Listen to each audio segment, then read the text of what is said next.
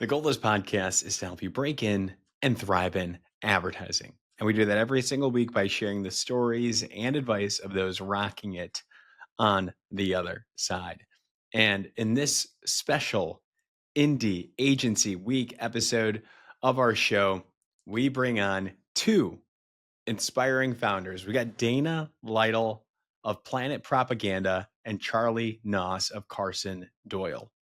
So this is our first ever dual agency episode, but we're collaborating.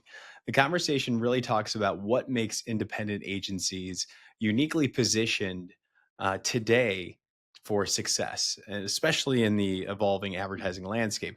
Dana has over 3 decades of experience, and he shares the lessons learned from building Planet Propaganda into a creatively driven powerhouse behind iconic campaigns like Freaky Fast for Jimmy John's. Meanwhile, Charlie, representing the next generation of indie agencies, discusses Carson+Doyle's fresh approach to connecting global brands like Spotify and Tinder with Gen Z audiences. So, what are we going to do? We're going to do a little bit of a rapid fire questions to get to know these two folks, these two founders. We're going to talk about their journeys in creating independent agencies today. We're going to get into some of the advice, the lessons along the way that they have for each other. And it is a really wholesome, awesome episode. If you love advertising, if you want to be in an agency, you should understand the dynamics today, why independent agencies are a great option. It'll be good for the marketing professionals as well that want to learn about these agencies and how they represent a larger cohort of independent agencies out there, not just the large holding companies. So give it a listen. Take your time with it. We worked really hard. We hope you enjoy. Please leave us 5 stars on Apple, on Spotify. Follow us on LinkedIn. It helps us continue to get amazing guests like the folks that we have on today. Now, on with the show. This is the Breaking and Entering Advertising Podcast. And as usual, I'm your accomplice, Gino Schellenberger. Kick it, Mikey.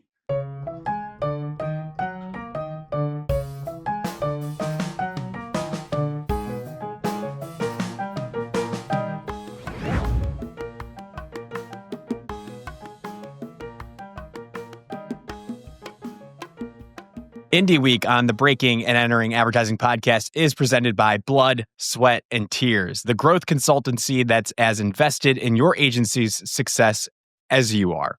So you built something great. You poured your blood, sweat, and tears into your agency. But if growth has stalled, if the industry feels like it's moving faster than you can adapt, it's time for a growth partner who's ready to go all in with you.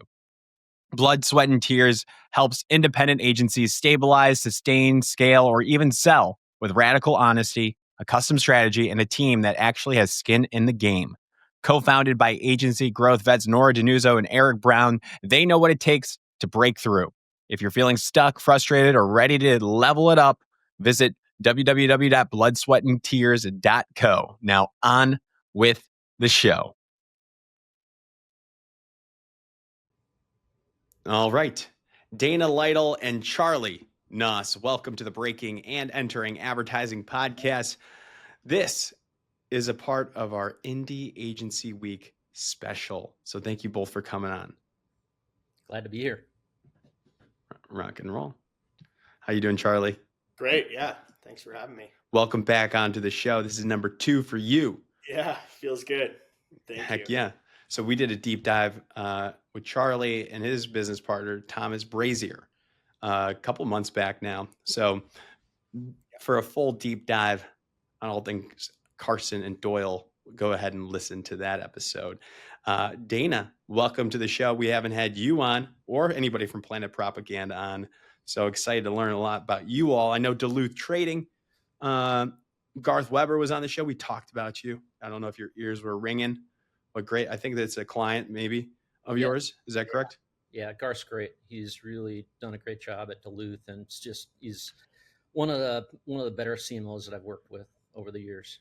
For sure. Yeah, fantastic good episode too. Thank you. So maybe people can go listen to Garth's episode to get a little background on you, but we're going to figure out all about each other here. This is the first time I've had on 2 different agencies on one show, so I'm really excited, a little nervous. If there's any mistakes, it'll probably be from me, like I said beforehand. But the whole purpose here is Indie Agency Week. You both are running independent agencies today in a landscape where holding companies tend to merge.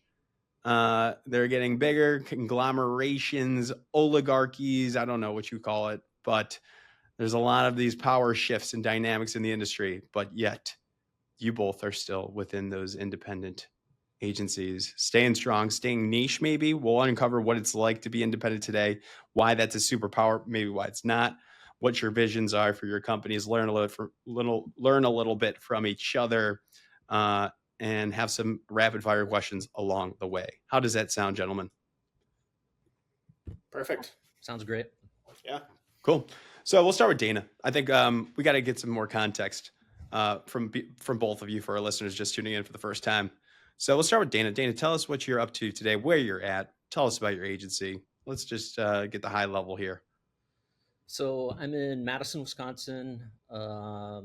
We've always had our headquarters here. It's been, we're a strategic creative agency that's been around for 35 years now. It's kind of crazy. I started when I was 24 years old, right out of college. So, probably not too far off of what you did, Charlie. We have worked with a whole bunch of different clients over the times. Everything in the outdoor industry, the entertainment industry, all sorts of different things. But we're completely remote. Did I say how many people? We're about 25, 30-ish people. Before COVID, we had kind of dabbled with some remote employees and was going good. And then when COVID hit, we've kind of went back and forth a little bit. And now we're 100% remote, have clients and people all over the country. Boulder, Chicago, DC, Minneapolis. We have one of our strategists is moving to Mexico City right now. So nice. Yeah. So you got people from all over. Did you say you started it when you were 24, or you just got into the business when you were 24? Started it when I was 24. Charlie, when did you start your agency? I was 21. Holy cow. And I was 22 when I started breaking and entering. So we got some. Look at us. Look at all of us. You guys we're all doing stuff. Yeah. So there's some lessons that we're going to, I'm getting in the way now. You guys can take this thing over and talk about what it's like to start an agency in your 20s. Dana, that was, how many years ago was that roughly? 25? 35. So maybe Charlie, you can look into the future. And also Dana, we know that this industry is changing all the time. So technologies are changing. Maybe Charlie's got some advice, some stuff like that you can learn from too, with new audiences. It's going to be awesome. Any cool clients you want to highlight, Dana? I know they're all cool in their own ways, but some work that put you guys on the map throughout the history. The biggest one is Duluth. Duluth has really put us on the map. We've done a lot of great work with them over the years. We started working with them about 15 years ago. They're about a $60 million company. Now they're pushing, $650 million. So it's been a crazy ride. That's nice.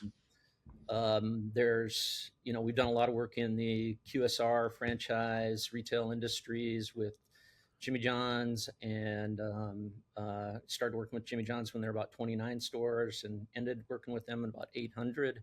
Wow. So that was crazy. And also Jersey Mike's was a big client for a long time. So we tend to keep our clients for a while. I think we figured it back a little while ago, and we're in that 8+ year, kind of period with clients. I actually have a client that's in that 35-year realm as well too. So. Incredible. When I was growing up, maybe Charlie, you remember this too, but I was in the Chicagoland area. The Jimmy John's, what I remember was freaky fast. That was like their positioning. Yep. Fast subs. They delivered, and it was true. I would order a sub, and it would be over there. It'd be over in minutes. Mm-hmm. Were you a part of that at all? Yes, that was Planet. Planet did that.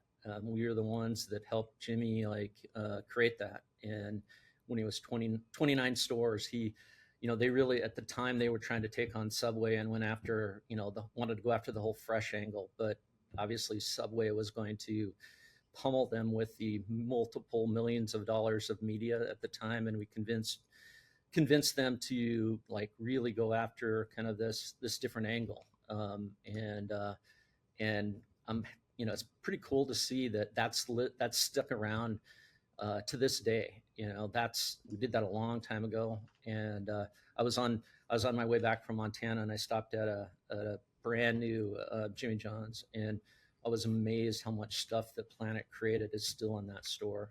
Nice. It's pretty cool. Nice. It's incredible. You saw the growth of the brand. I love that. So thanks for putting that in my mind as well. Growing up, that's a Hall of Famer. So, Charlie, let's talk about you. Remind the folks, tell us about who you are. So we know you started this bad boy not too long ago. What's it all about? What are you all about?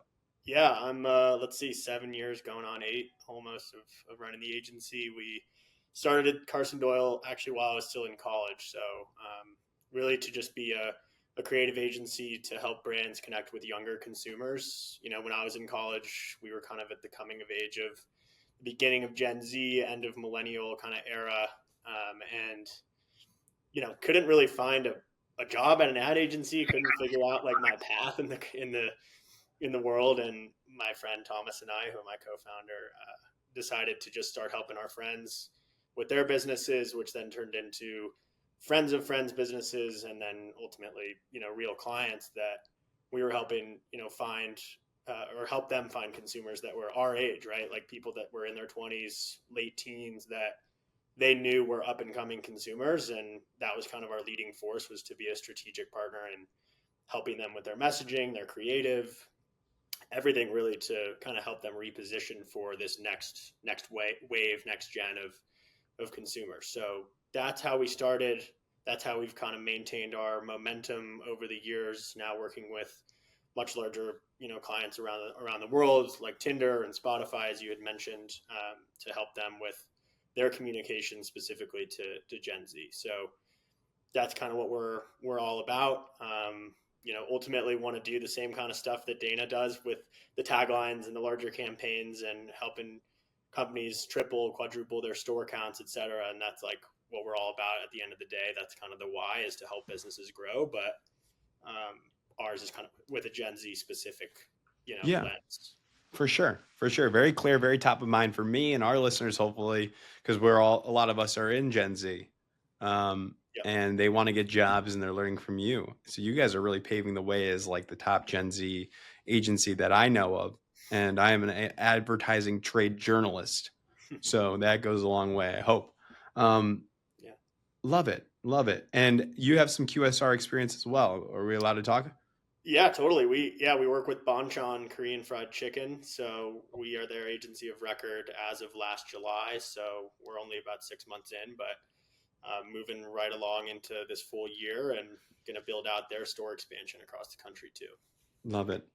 So the thesis now is, as we get into the rest of this episode, like being independent, that allows you to create your own positioning, to call an agency Planet Propaganda, to call it Carson+Doyle. Like that's not your name, Charlie. We'll get into that too. But real quick, high level, like a thesis line, we'll start with Dana. Why is being independent a superpower today, at least in your world? I think the biggest thing is you get to choose who you get to work with. That's one of the best things, because I think, it's really important for us to like find great people, not only just great brands, and add a lot of value with what we can do. And so I think we get to be really picky on who we work with. And I think it's one of the beauties of independent, and you don't just get shoveled, clients that you might not be able to relate to. Over the years, some of our new business strategy is just going after things that we love and we're passionate about and can relate to. Because I think you add a lot more value, and when you understand products and their customers,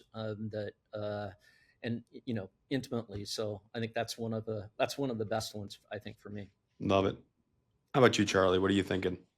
Yeah, I mean, choose who you work with and choose how you work too. Like we obviously is like a growing agency that started on our own. We didn't have a whole lot of mentorship internally or like direction. And so we built trust with our clients by just trying new things and, doing things that they actually hadn't even seen done before in the same way.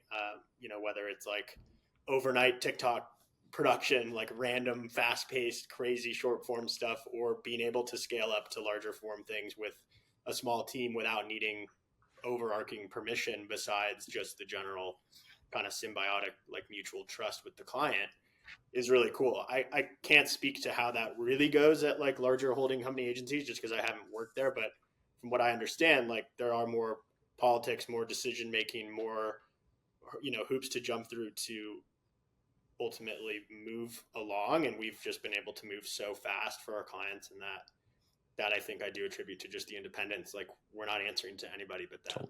Totally. Yeah. Love it. Well, we'll explore that a little bit deeper after our rapid fire segment. And this theme here is freaky fast. It's got to be quick response. See what I did there? All right. So I'll ask a question. We'll go with Charlie and then Dana. That will be the order. Here we go. Rapid fire question number 1. What's your favorite ad campaign of all time? Charlie. Snickers. You're not you and you're hungry. Dana. E-Trade Monkey. I love that one. Coffee, tea, or something else to fuel your creative process that is legal. Charlie. Coffee and late night quiet time. Dana. Coffee and water. Coffee and water. Got to hydrate. What's your go-to brainstorming music? Charlie. A live Grateful Dead show. Nice. Dana. Good answer. For me, XX, Sigur Rós, and Sunvolt Trace. Say that again. I didn't know what you said there. The XX, Sigur Rós, and Sunvolt Trace. It's an album. Okay. All right. I'm gonna get that cooking. What's your biggest pet peeve in advertising, Charlie Naus? Something feels off about the amount of like brain power, money, stress, and effort that's put into like really small bite-sized disposable content. Okay. I agree with that. I don't know. There's something wrong with it. Dana? It's a great answer, by the way. Specifically on ideas, when people like reference the advertising world, I want to vomit, quite honestly, it always drives me nuts. Referencing ads as inspiration, is that your answer? Yeah. That's fair. That's good advice for our aspiring listeners. If your agency were a type of food, what would it be? Charlie? I would say sushi. It just can always surprise you. Okay. Dana, I like that. I love sushi. Dana? I've got meat and cheese. We're in Wisconsin, for Christ's sake. We got to have meat and cheese. Yep. What's the strangest or most unexpected place you found creative inspiration? Charlie? I don't know if it's strange, but the ice cream aisle at the grocery has worked multiple times for not non-CPG clients. So interesting. Dana? Just pacing in general. I mean, you can eat anywhere, but just pacing around is always great for creative ideas. And it can be weird. It can be cool. It could be anywhere. Next up is my favorite question of all time. If you weren't in advertising, what would you be doing? Charlie? National Geographic photographer. Same. Dana? Printmaker or some kind of like craftsman working on stuff. Making stuff. Yep. Favorite tagline of all time, Charlie Naus. Lead us off. Goldfish, the snack that smiles back. Nice. Dana? I'm going to go with some classics. Just do it and think different, because they are more than just taglines. Boom. And Love Freaky it. Fast. Don't forget about Freaky Fast. Freaky Fast. There you go. I didn't think you could put your own in. But it is a good one. You can count that as my answer, Gino, if he's not allowed to put it down. All right. We can take a deep breath, a round of applause. Nice job, both of you there. It's always good stuff. Anybody want to change their answers, or they wish they said something different? We'll allow for one change here. All right. I'm You're okay with it. I don't really remember, but yeah. Me neither. Me neither. Really cool stuff. Now we can take a deep breath and let's get into some of this. Basically, the two paths that you guys are taking right now, this independent path within agency life, very similar. So, Dana, you've built Planet Propaganda over 35 years ago, while Charlie Carson+Doyle is still in its early years. I mean, in agency life, you're actually not that early. 8 years, that's pretty good. So I guess the question, what inspired each of you to create an independent agency, and what are the challenges that faced early stages in the agency life? Whoever wants to lead us off here? Want to go for it, Charlie? Sure. Yeah. I think the inspiration was also the challenge in terms of like we didn't have any credibility and like we didn't have any reason to be at the table pitching a brand because we were still either in college or like fresh out of college, 23 years old. And we decided to flip that and use that to our advantage of like, we are your customer at the end of the day. And like that fueled a lot of confidence, both in us, but also our clients, because we had the creative chops to deliver. We just didn't really have the like invite to the table. And that kind of gave us a leg up in terms of like at least getting some attention and some interest and being able to take a shot.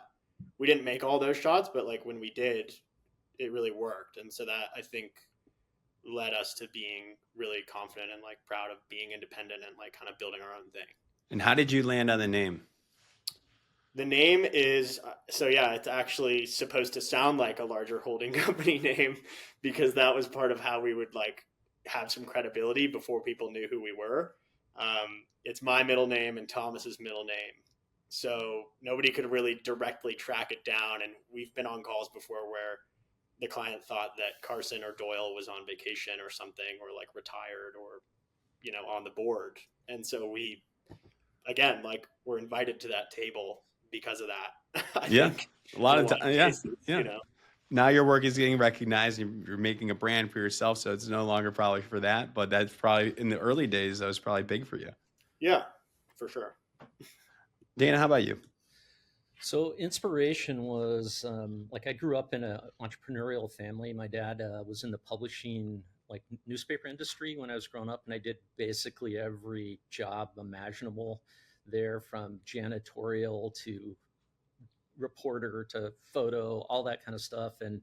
And I'd always known that I wanted to start a business, just probably from that upbringing. But I thought I would do it later on after I got some experience. And um, I took a long route to Madison via Boston and the East Coast, and got to Madison serendipitously. And you know, the first job I had, I met my original partner, who was kind of on his way out. I was on my way in. We just started talking right away about, you know, starting an agency. And I told him, yeah, I want to do that, but I thought I would wait 5 years or something like that. And Right.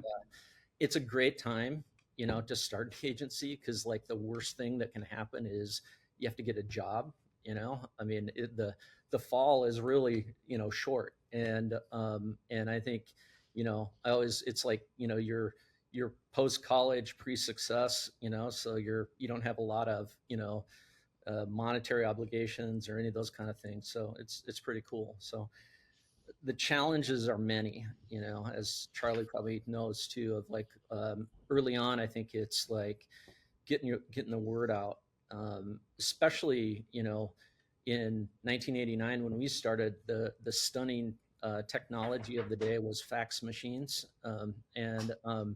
You know, we were working with clients all around the country, a lot of agency work. We actually started out as a design company, and but then kind of grew from there. So yeah, I mean, I could do the Interesting. whole So, podcast on challenges of what you go through. but you started off as a design company and Yeah, then expanded to full service creative agency later down. exactly. Yeah. So is the trick to niche up and then expand later on? I don't know. Yeah, we kind of felt that it was limiting us at the time, because we were always super strategic from the very get-go. We were always interested in growing brands and business and all of that stuff. But at the time, like We are actually called Planet Design Company, and people just thought of us, just kind of limited us in what we did. And so, first.com wave, we actually changed our name to Planet Propaganda. It's tongue in cheek, it's, it is calling it what it is. We we always thought that we had to raise our hand a little bit higher, coming from Madison. We're not in one of the major, metro areas. And so we had to, you know, uh, get more notice. And to be completely honest, we were a little nervous when we changed our name because we were 10 years in at that point, Wow. and Yeah. everybody thought we were crazy, but it worked out great. We got like the week after we changed it, we got a call from Time Warner, so we were excited, and it What worked. did they want? Did they want business? They want I can't remember. I think it was like, I can't even, I think it was an annual report or something like that at that time, when people still did annual reports. It's a long, gone medium, but yeah. Yeah. Got it. Interesting. Got it. And no looking back. That's incredible. So I guess the next question is, how do you define success holistically as for your independent agency? And what role does creative freedom play in achieving it holistically? We're not talking about the 6-month success. I want to grow year over year growth by whatever. Overall, for the agency. How about Charlie? Yeah, I mean, I think the fundamental question I always want to ask myself and the team is like, are we still having fun? Like, are we actually enjoying the work? And I think a lot of the times that's a question you have to really remind yourself in the new business process, because it's a client you don't know. You're doing it on top of the work you already have on your plate for paying clients, right? And it's like, if we can still dig deep and have fun with that, like, I think that's at least the baseline to success. Because if no one's having fun and no one's enjoying it, like, what's the broader purpose of even being around? And I think we've noticed that the degree of like enjoyment is directly correlated to the quality of the work. Like 100% of the time that we've won a pitch, I can attribute it to genuinely having like a good time making that work or preparing that story for the client. So I'd say that, and then I think secondly would be, is the business better off after working with us in terms of our clients? Like, when we do something even as small as like one social video or as big as a 6-month like tentpole campaign, is that company feeling better about themselves after working with us? And if the answer is yes, then like we've at least checked that box too. So like those are kind of the two baselines I try to hold on to. Love it. How about you, Dana? So I joke around a lot of time about like our KPIs are high fives and hugs, and it gets about to the the stuff that Charlie's talking about, because high fives, you gotta hit numbers. We're in the growth business, the scale business. We're helping clients out, doing whatever their challenge, and I want to be at that kind of a level of relationship with our clients where you're in it, giving them high fives, and internally too. I mean, you just have to have that. And the hug part is the relationship part. I couldn't agree with Charlie more about the trust and respect part of, I think that's how you get all of those things, how you enjoy things, how you get the relationships that you really want to work with over, 15 years. And you understand them, not only as the business challenge that they're trying to do, but like them as people, the dynamics of the organization, all of the stuff that they are dealing with at the time. And I think that's crucial. It really is, because we think when we go into like a company, we're this much of that person's like life and importance and stuff. We're this much, because they're dealing with so much crap on an ongoing basis. So it's really collaborating with them and obsessing about customers and obsessing about what they're trying to do. So, and then have fun. I mean, I love the idea of like being able to do great work, have some fun, but enjoy the process along the way. Is super important. Do you think these philosophies are easier and these goals are easier to achieve being independent without somebody telling you what to do? For me, I don't. I'm like Charlie. I don't have a basis. I've worked at This is all you guys know. again, Scrap that question. but But you, but but you, it's what you hear. We've yeah, all heard stories and what you hear, and like we don't have other people telling us what to do all the time, other than our clients. I mean, that's the part that you have to do, and you got to be beholden to them. yeah. Same for you, Charlie. Yeah, I'd say so. I Yeah, agree. gotcha. So philosophies. Let's continue down this road here. We'll start with Dana, and maybe Charlie, you have some questions, and Dana, you have some questions for Charlie here. I'll kick things off. But what leadership philosophies have sustained Planet Propaganda's success for over 3 decades? From your level, from the C-suite, what are some of those philosophies that has sustained success? I'll talk about a big one that it is the sustained part. Like I've been doing this for a long time, and honestly, the fire's as strong now as it was 35 years ago. It might even be stronger. I'm excited about things, um, and I've got one that and it's I think business is up and down, life is up and down, and I've really tried to clip highs and the lows on certain things, because you can ride the wave and you think you're really fucking cool and doing all this amazing work, and then it can all come crashing down. And honestly, I've been through like 3 major kind of events, recessions, uh,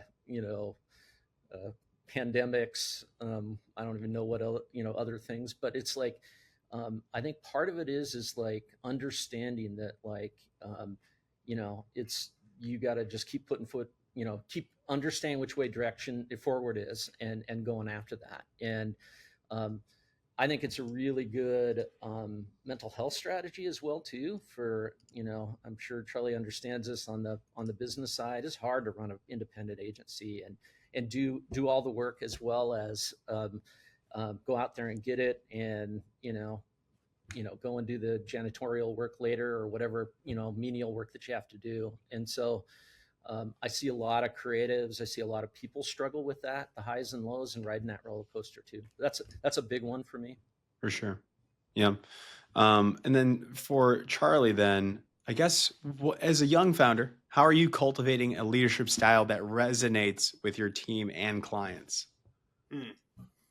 I think like the biggest thing has been inspiring confidence in the team, like in individual people, right? Like everybody is here for a reason at the company, and trusting that, and creating an environment where like an idea can come from anywhere and anyone, and two, like we're always bringing solutions, not problems. And like I think the combination of those two things has yielded a lot of confidence in people that otherwise, like I think at larger agencies wouldn't have a chance to even be client facing or like lead a pitch, in person in a Fortune 500 company office. Like, and these are 23, 24, 25-year-old strategists or art directors who, because they were given a chance, and like Thomas and I really trusted them and gave them a full suite of just belief, they were able to execute. And like that really leaves a good mark, I think, on our agency, because our clients can see that it's not just Thomas and me that are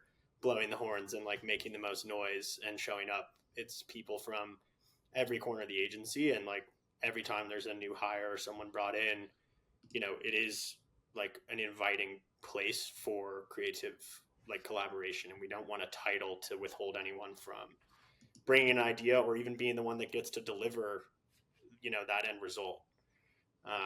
So that's kind of like I think the basis for it, and that just one level lower is just rooted in the entrepreneurial spirit of the agency. Like as Dana had kind of pointed out to in his early years in his career too, like we're trying things, we're learning, we're in a safe environment to fail and fail quickly, and that like builds confidence so much more than just like auditory or visual learning. Love it. Yeah. I love that, Charlie. I think it's so important, and it's crazy how much people don't have confidence, and like building that in the agency and with people. It's like just as smart as everybody else. I mean, you built your agency on that. Like, you wouldn't get in a job anywhere else, so you went out and did it. So I've seen it a lot. We're really trying to instill that confidence, and because we're just as smart and as creative as anybody else, and you can go in and win against much bigger agencies. I mean, we get Yeah. put up all the time. We get put up against agencies that are 10 times our size, Mm-hmm. and it's like, it's kind of mind boggling. We win some, we don't, but it's like, Yeah. but I love having that attitude. Yeah. Love it. Fantastic. As we're talking about agencies and we're talking about the work, the clients that you've won, we've alluded to Duluth Trading, Jimmy John's in the past, Spotify, Tinder. What's each of yours approach to building trust and getting to the creative work with clients? When you win it, how do you get to the good stuff? You want to start? Sure. I'll take a stab. There's a couple of things. I mean, one is like, we always pitch something that we can back up with like real insights. So I think strategy is like a huge part of our creative process. And I think most agencies employ it as well. But like, it's an area that we're not bringing an idea without an insight or a direct quote or something that we can truly kind of tell a story behind why that idea has a foundation in the end consumer. The idea could be great for something, but we need to make sure that it's great for this thing that we're pitching, right? So we need to like connect those two dots. And that always gives trust. Like, the clients always appreciate, seeing how the dots were connected and like where the source of truth came from. And then the second piece in terms of the creative flexibility is we always pitch a wild card idea that is intentionally supposed to either piss people off or scare people or like genuinely create an emotive response, because we want to show the client that like we can be vulnerable and we want them to be vulnerable back. Like, we want to invite them to tell us to like that that's a terrible idea or that they would never do that or whatever, so that we can learn like, okay, now we know our limit. We know where you guys draw the line. That's great. We otherwise would have danced around 3 half good ideas that made everyone feel warm and fuzzy and comfortable, but nobody really did anything to make a difference. I love that approach. And Has anybody been like, actually, I want that wild? Well, I was about to say, egg. the wild card idea wins like more than you'd think. Oh, We've nice. had a couple things go live that, had we not pitched it, like, I don't know, we probably would have had to do another 2 or 3 rounds to like get to it eventually. So it kind of just skips the whole dance around the fire. Like, you just bring them right to the center and be like, here's what we could do. Here's what the consumer really wants us to do. But we know that you have legal ramifications and a PR team that has concerns. So like, we'll play the game with them too. But we're going to show you where our mind went, because we want to open our doors to you guys and like show them that we don't have anything to hide. I like that. But I'm curious, Dana, what if you guys have done something similar, or how you think about this. Well, yeah, strategic foundation is everything. We have a simplify, amplify methodology that we try to get like get those core ideas that not only resonate kind of for marketing, typical marketing things, but also resonate on the internal side. So like, the idea of like freaky fast is something that people on the inside of Jimmy John's can understand and believe in on a day-to-day basis. But so I think that's really core to our like process and our the way we look at both the strategic side and the creative side, where we want to get ideas that resonate, that people feel, that people understand immediately. It's incredibly important, like in the franchise world, where you have marketing people and then you also have 18-year-old kids schlepping sandwiches, and they need to understand the idea of that. So that's one really big thing. I think we don't bring like we bring multiple ideas, but we usually go for it with our ideas. Like we tend to work with like pretty brave, bold, even sometimes batshit crazy CMOs and CEOs, and so we tend to go with that. And sure, there's going to be a variety of kind of evolution to revolution kind of ideas that go into it, but one of the things that we do is you're just smart about it. You don't bet the farm on things. So when we did the original Duluth trading work, we were using a giant angry beaver to promote the brand. And I was sitting in a room with Steve Schlecht, who's the CEO, and Roger Lewis was on their board, and we're presenting giant angry beaver chopping a guy's legs off to represent their brand. And and the issue, one of the things we did is said, hey, these are really early on digital ads, so the risk wasn't that big a deal. We wanted to prove it. We wanted to make sure that it worked. It worked out incredibly, so much so that like Steve was like, I want giant angry beavers on everything. He actually made a incredibly cool like statue of the giant angry beaver that sits in their lobby right now. But just incredible. Yeah. That's interesting. So you kind of tested it out like on a digital platform. You sold the idea and then you saw it work and then it grew organically. So that's worth noting. I think it's really cool. Yeah, and you just scale up from there. Yeah. You do those little things and figure out, okay, how does that work? And is it, because you can always come up with better ideas. There's, it's just a matter of finding the right ones. Mm-hmm. Worst they can do is say no too. I mean, that's the best part, right? Like, especially if they're already your client, like, you're building trust even by doing that, even if it is a no. It's like, okay, great. You won't see that. You might see something different or safer, but now we know and you can build on it. So that's awesome. And I think that's the foundation, is what Charlie's talking about, that trust and respect that you build in that process, because like, they keep on expecting it. It works for them and it's great. Okay, it gives you more license, but if you take them down the wrong road, obviously that's not going to work. Yeah. Love it. Love it. Last question here. As the industry evolves, what opportunities do you see for indie agencies to lead the way? What advice would you have for aspiring agency founders? Who wants it first? Dana, you want to take this one? Sure. I think it's, I think our process, we really focus in, not only, I alluded to it a few minutes ago, but we not only think about marketing as an external function, but we think of it as an internal, idea. And I think that's really, really crucial, for agencies just in general, because, there's a lot of people in this industry that just are interested in doing really cool ideas from something that's super flashy or whatever. But I think it's also like, to understand, like, getting people in these companies to, really, really understand what they're all about, and the difference, I think, is like one of the keys to it.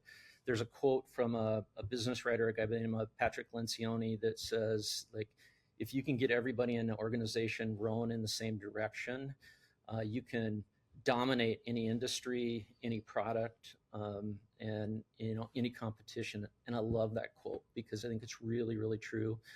And it's I think it's a big part of why Jimmy and Freaky Fast was successful. I think it's Sub Above is the same idea, where people believe in it. Not only kind of it's a marketing tactic, but it's also an internal thing. So that's one thing that I think we do a lot. Love it. Love it.